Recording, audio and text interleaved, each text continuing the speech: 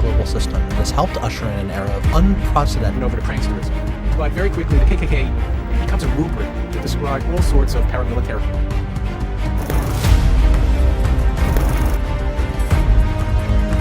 Southern Railway. A time to kill and a time to heal.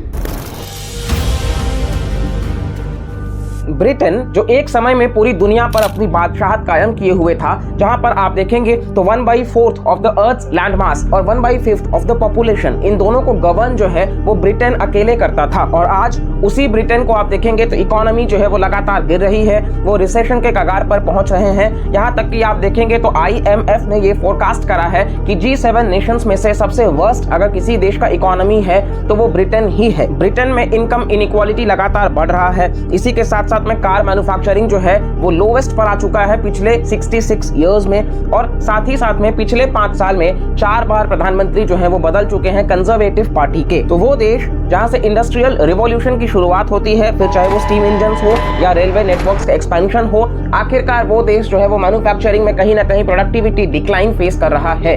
तो इनके पीछे का कारण क्या है ये हम जानेंगे इस वीडियो में, क्योंकि ये जो राइज हुआ ब्रिटेन का, ग्रेट ब्रिटेन बना, आज उसी ग्रेट ब्रिटेन का फॉल भी देखने को मिल रहा है। तो इस वीडियो से हम काफी कुछ जानने के बारे में रहेंगे और हमारे देश के लिए भी हम क्या लेसन्स सीख सकते हैं ये भी बहुत इंपॉर्टेंट है। तो हर भारतीय के लिए यहाँ से एक लेसन भी जरूर सीखने को मिलेगा। तो वीडियो काफी इंटरेस्टिंग और इन्फॉर्मेटिव होगा। वीडियो प्लीज पूरा देखिएगा, पसंद आए तो लाइक, शेयर और सब्सक्राइब भी करिएगा। चलिए डिकोडिंग विद भारतीय के साथ में वीडियो की शुरुआत करते हैं। तो चलिए अब हम चैप्टर वाइज डिस्कस करते हैं ब्रिटेन के बारे में, ब्रिटेन की ज्योग्राफी, ब्रिटेन का हिस्ट्री, कंटेम्पररी चैलेंजेस क्या क्या फेस कर रहा है ब्रिटेन, और साथ ही साथ में वे फॉरवर्ड और भारत के लिए भी क्या लेसन होगा, इन सबको हम डिटेल में डिस्कस करेंगे। तो चलिए ज्योग्राफी के साथ में हम शुरुआत करते हैं। तो ब्रिटेन अगर हम देखें तो गोल्डीलॉक्स जोन में लाई करता है, यानी कि वहां पर बहुत ज्यादा गर्मी भी नहीं होगा, बहुत ज्यादा सर्दी भी नहीं होगा, बहुत ज्यादा बरसात भी नहीं होगा और बहुत ज्यादा सूखा भी नहीं होगा, यानी कि काफी फेवरेबल क्लाइमेट है जिसको हम मेडिटेरेनियन क्लाइमेट भी कहते हैं। ब्रिटेन को आप देखेंगे तो वो 2 आइलैंड्स में सेपरेटेड है, एक है यूनाइटेड किंगडम और एक है आयरलैंड। आप देखेंगे तो ब्रिटेन के पास में नॉर्थ सी लाई करता है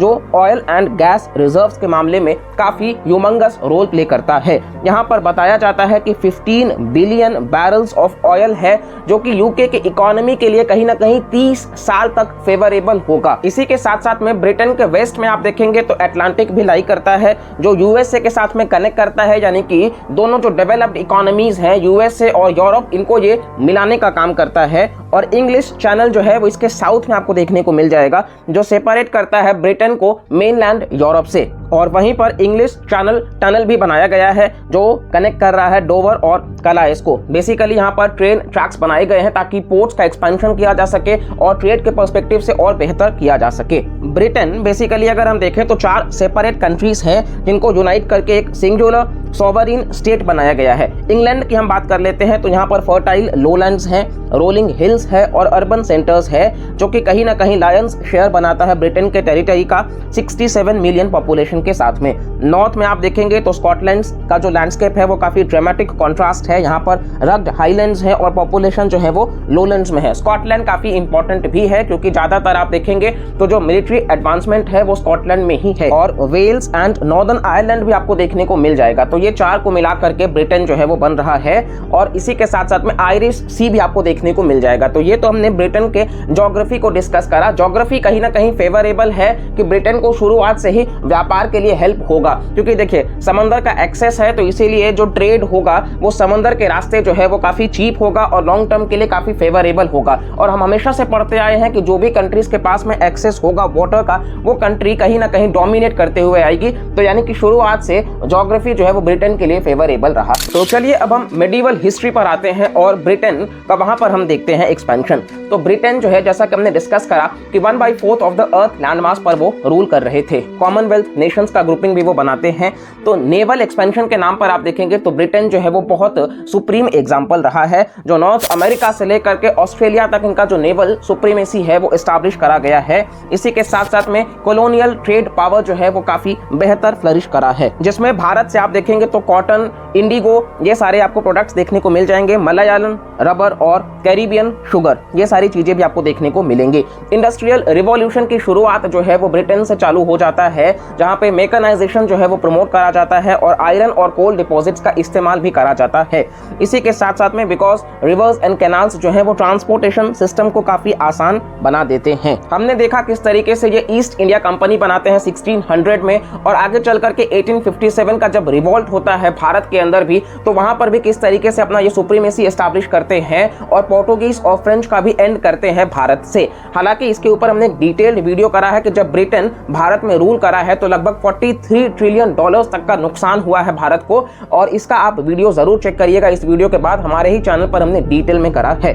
इसी के साथ साथ में आप देखेंगे तो ब्रिटेन ने मेंटेन करा बैलेंस ऑफ पावर। हालांकि जब वर्ल्ड वॉर 1 होता है वहां पर आप देखेंगे तो यूके जो है वो धीरे धीरे अब डिमिनिश कर रहा है और जर्मनी जो है वो वहां से राइज कर रहा है। इसी के साथ साथ में आप देखेंगे तो वर्ल्ड वॉर 2 आते आते यूएस से जो है वो रिप्लेस कर चुका है यूके को, और कोल्ड वॉर तक तो कंप्लीटली यूएस का जो सुप्रीमेसी है वो एस्टैब्लिश हो चुका था, और यूके जो है वो आप देखेंगे धीरे धीरे अब उसका जो लेगेसी था वो महज एक हिस्ट्री बन के रह जा रहा है। तो अगर हम कंटेम्पररी चैलेंजेस की बात कर लेते हैं तो जैसा कि आपको हम बताएं यूएसए का सुप्रीमेसी जो है वो एस्टैब्लिश हो चुका था, तो लंदन स्टार्ट करा सपोर्ट करना यूएसए को इराक और अफगानिस्तान में भी, जिसकी वजह से यूएसए जो है वो प्रेफरेंशियल ट्रीटमेंट देने लग गया ब्रिटेन को। और इसी के साथ साथ में ब्रिटेन जो है वो यूरोपियन यूनियन के साथ में कहीं ना कहीं फेवरेबल एक्सेस मिला उसको इकोनॉमिक पावर का, डिप्लोमेटिक रोल का, और साथ ही साथ में सिंगल मार्केट का, इसीलिए वो ईयू को ज्वाइन करते हैं। और यूरोपियन यूनियन का जो बजट है उसमें हाईएस्ट कंट्रीब्यूशन भी आप देखेंगे तो लंदन का ही रहा है। और ब्रिटेन आप देखेंगे तो नेटो का मेंबर भी है। नेटो वॉशिंगटन ट्रीटी से बनाया गया था 1949 में, जिसका मकसद ही यही है कि नॉर्थ अटलांटिक में जो कंट्रीज हैं वो कलेक्टिव सिक्योरिटी देंगे। हालांकि हमने देखा है कि रशिया यूक्रेन वॉर में किस तरीके से यूक्रेन जो है वो धीरे धीरे कमजोर पड़ता जा रहा है, जबकि पूरा का पूरा वेस्ट जो है वो सपोर्ट कर रहा है, उसके बावजूद रशिया जो है वो कंप्लीटली धराशायी कर रहा है यूक्रेन को। और ये एक चिंता का कहीं ना कहीं क्वेश्चन मार्क जरूर रेस करता है कि क्या यूरोप का जो सुप्रीमेसी है वो धीरे धीरे कमजोर होता जा रहा है। क्योंकि आप देखेंगे तो फ्रांस ने भी कहा है कि वो यूक्रेन वॉर में कहीं ना कहीं मदद करेंगे, लेकिन रशिया ने साफ तौर पर कहा है कि अगर फ्रांस आता है तो जिस तरीके से नेपोलियन बोनापार्ट का 200 साल पहले हमने हर्ष करा था वही फ्रांस का वापस से हम करेंगे। इसी के साथ साथ में आपको पता है जर्मनी में भी धीरे धीरे आप देखेंगे तो ऑटोमोबाइल के लिए जर्मनी फेमस है, लेकिन वो भी श्रिंक कर रहा है। इसके ऊपर हम एक सेपरेट वीडियो लाएंगे, लेकिन कहीं ना कहीं ये बातें सामने लाती हैं कि भाई धीरे धीरे बाकी कंट्रीज जो है वो यूरोप को फिर ओवरऑल एक सुप्रीम पावर नहीं लेंगे। इसी के साथ साथ में आप देखेंगे तो इंडो पैसिफिक का जो रीजन है वहां पर भारत के साथ में तो उनका रिश्ता अच्छा है, चाइना के साथ वो पूरी तरीके से रिश्तों को कमजोर करते चले जा रहे हैं, जो कि एक अच्छी बात है क्योंकि उनको पता है कि मेक इन चाइना जो है उसका एंड करना है।